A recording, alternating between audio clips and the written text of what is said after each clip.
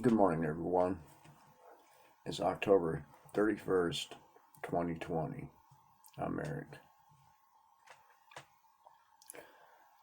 I've checked out a couple of videos by Full Spectrum Survival, with Brad and his wife. And he keeps talking about how you should be helping other people. And a while back, I agreed with that. But now, not so much so. And we're going to get into why most people don't deserve to be helped. And one of my comments got a reply, and it simply was, my comment was, you know, only help those who are worthy. And the reply to my comment was,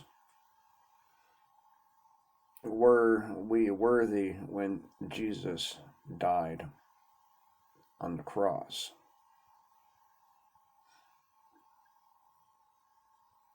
And my answer was very, very simple. One word. Nope.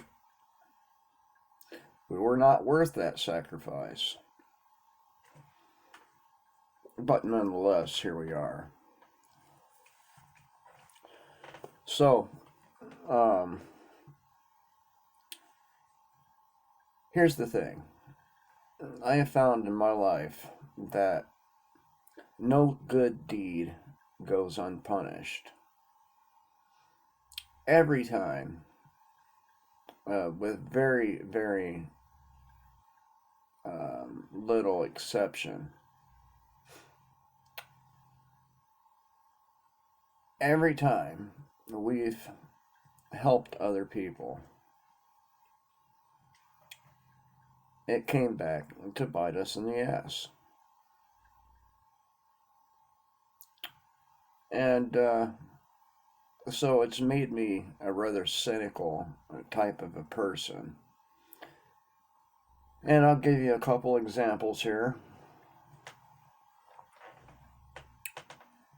So, we helped this individual, two of them actually, James Davis and this dude named Michael.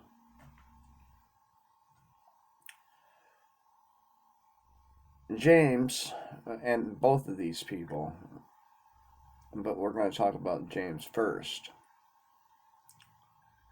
James had a lot of problems and needed rides, and he was broke a lot of the time.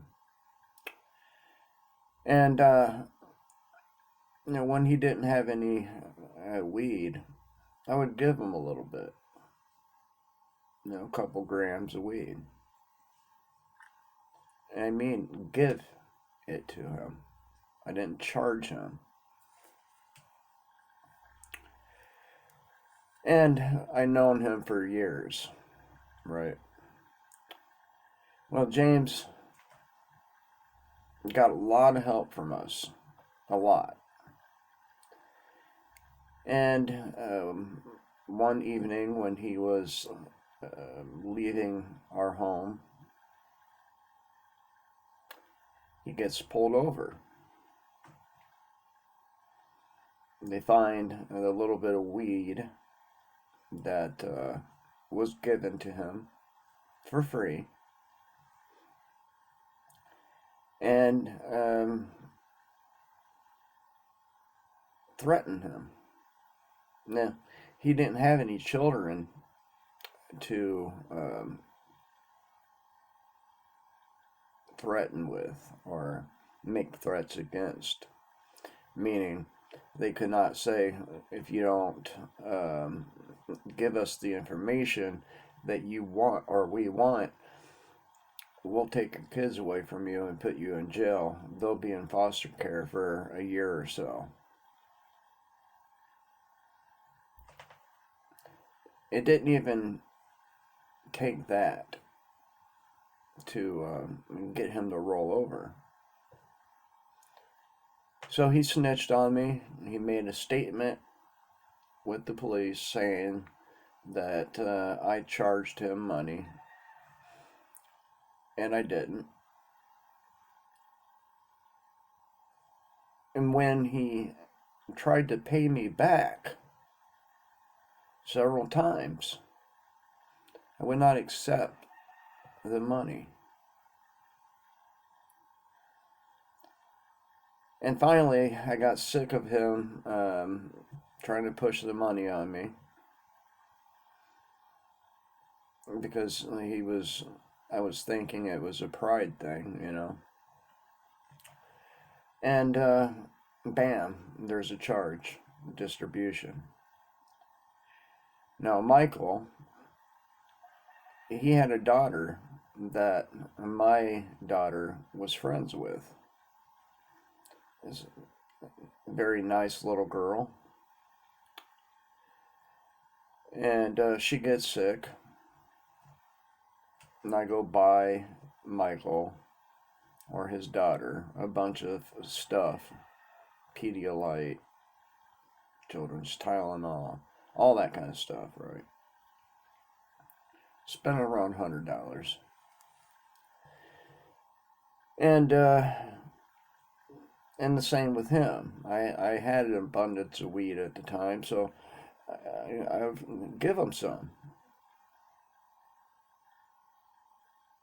He leaves my house. He has this kid with him, and he gets pulled over too.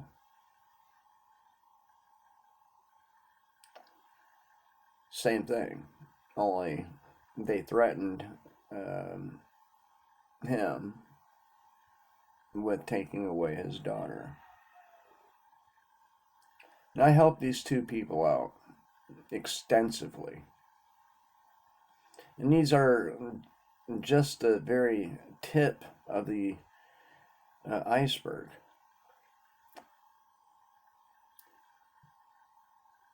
So, it's made me a pretty cynical person. There's many, many examples I can give you. Okay? Now, we got Brad saying that we should be stockpiling our food and then helping people. And that was really my intentions when I got my chickens. You know, throw people some eggs.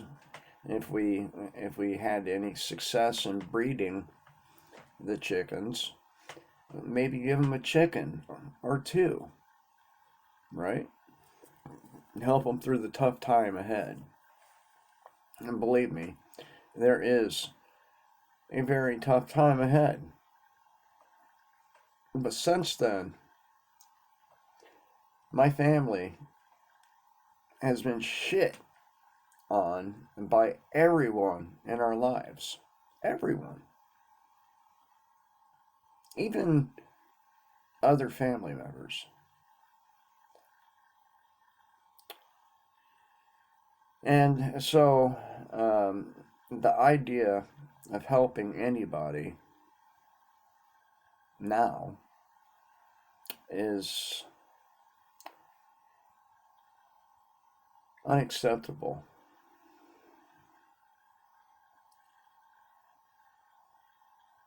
Of course, I've told you many times that there's safety in numbers, right? There's, you have a group of people, and to defend what you have, there's a little more safety in that. You can't fight off the world alone.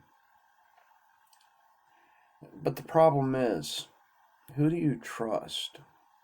Who's not going to shit on you?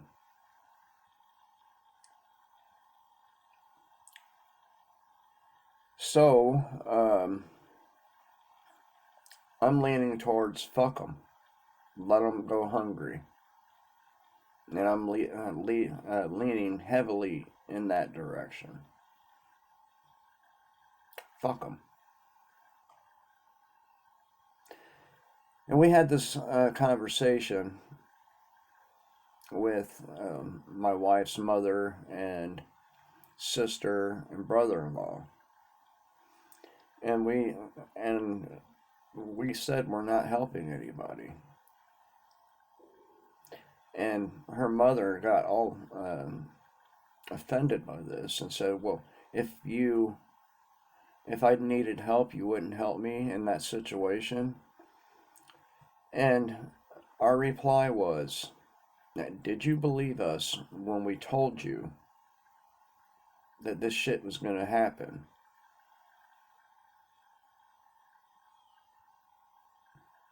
And of course, they didn't. Which means they didn't bother to stockpile anything at all. So, why should we help you?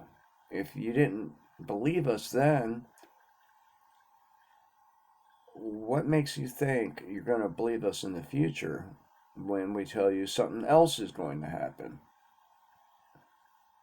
And why should we help you? And this has caused quite a rift in the family. We're talking about people who routinely break their word,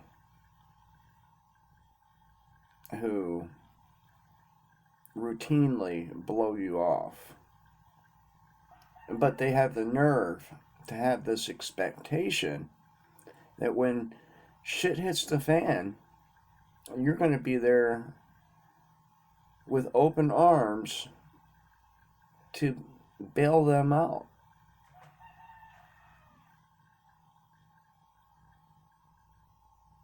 So when we're talking about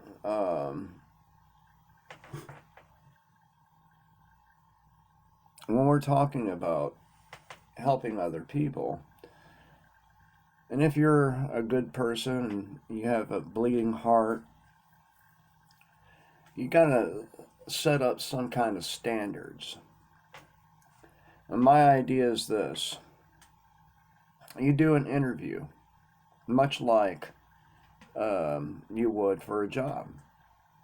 You develop a series of questions and you talk to them one on one, right? And you video record the whole conversation. Then you can go back. Firstly, you need a place to isolate these individuals who come to you so they don't see anything that you have. Because once they see what you have and you decline them as a group member, what do you suppose would happen? Well, they know what you have, and the chances are they're going to go out and find other people who are without, and they're going to say, "Oh, I know this family who has a shitload of food," and we do.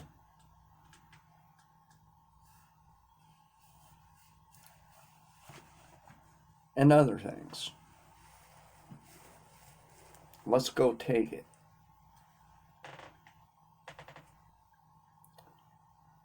So you're going to have a place to isolate them from your family and whatever group members you happen to have. Well, you go back through the little video that you recorded to analyze their reactions to the questions. Do they get fidgety if you ask a certain question? Do they act nervous?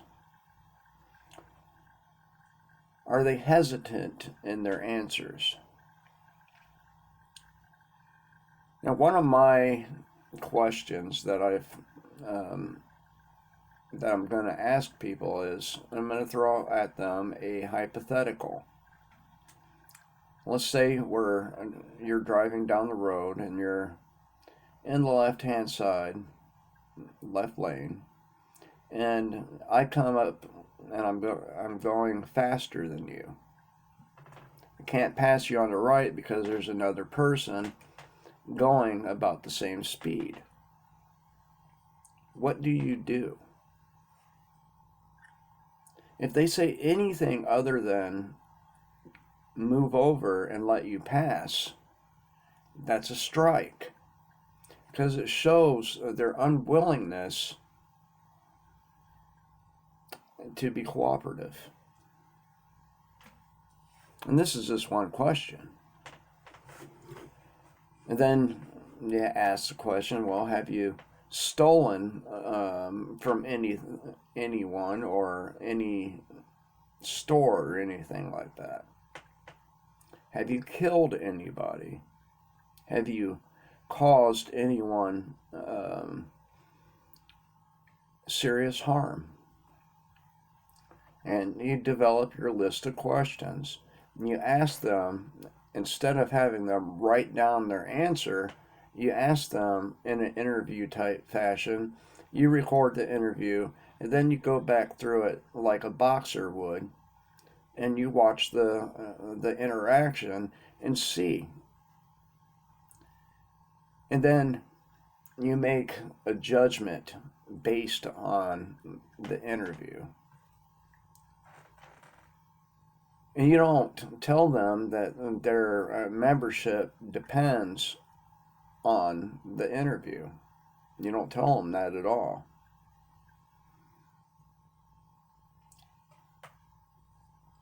Helping other people is a bad idea. I don't care what the retard Brad says.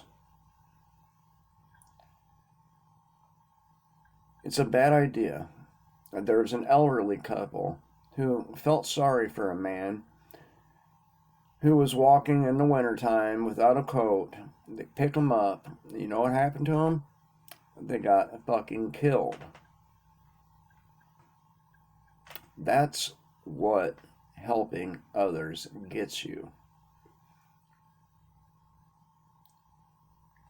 And I know it sounds really fucked up for me to say these things, but your first duty is to your family and their survival. Your first duty is survival itself.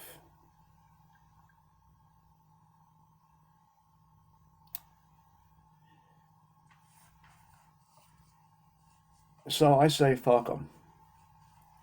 Unless they have something to offer, a good something, not the minuscule amount of food they might happen to have. It's got to be good.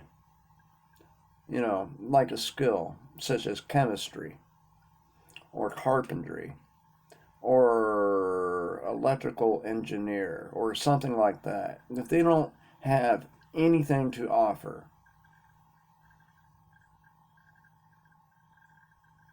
you don't take them in. You let them perish. It's not your job to save everybody. Now, I used to have this complex where I wanted to help everybody out. I wanted to be a good person and